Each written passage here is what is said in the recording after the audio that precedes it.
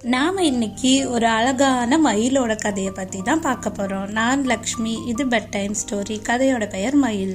ஒரு அழகான காட்டில் மயில் வாழ்ந்துட்டு வந்துச்சான். அந்த மயில் ரொம்பவே அழகாகவும் மற்ற பறவைங்க கிட்ட கருணையாகவும் இருக்குமா. ஆனால் மயிலோட அழகை பார்த்த மற்ற பறவைங்கள்லாம் மயில் திமிர் பிடிச்சதாக தான் இருக்கும் அப்படின்னு அதுங்களே முடிவு பண்ணிக்கிச்சுங்களாம். அதனால் மயில் கூட சேராமல் தனியாகவே இருந்துச்சுங்க. மயில் நட்போட பேச வந்தால் கூட மயில்கிட்ட பேசாமல் வேற பக்கமாக பறந்து போயிடுங்களாம். அந்த காட்டில் குளிர்காலம் ஆரம்பிச்சுது. அப்போ தான் புதுசாக குஞ்சு பொறிச்சிருந்த ஒரு குருவி ரொம்ப குளிரில் கஷ்டப்பட்டது. தன்னோட குளிரையும் தன் குஞ்சுகளோட குளிரையும் எப்படி போக்குறதுன்னு தெரியாமல் ரொம்பவே கஷ்டப்பட்டுட்டு இருந்தது அந்த குருவி. அப்போ தான் அங்கே வந்துச்சு அந்த அழகான மயில்.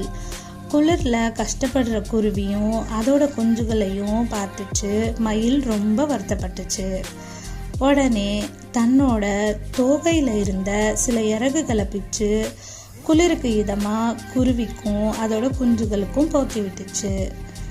மயிலோட தோகை நல்லபடியாக குருவி குஞ்சுகளை குளிர்ல இருந்து காப்பாத்துச்சு.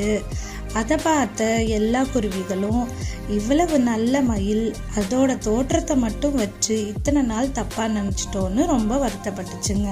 அன்னையிலிருந்து குருவிகளும் பறவைகளும் மயிலும் ஒற்றுமையாக அந்த காட்டில் வாழ்ந்துச்சுங்க. இந்த கதையிலேருந்து நாம் என்ன தெரிஞ்சுக்கிறோம்?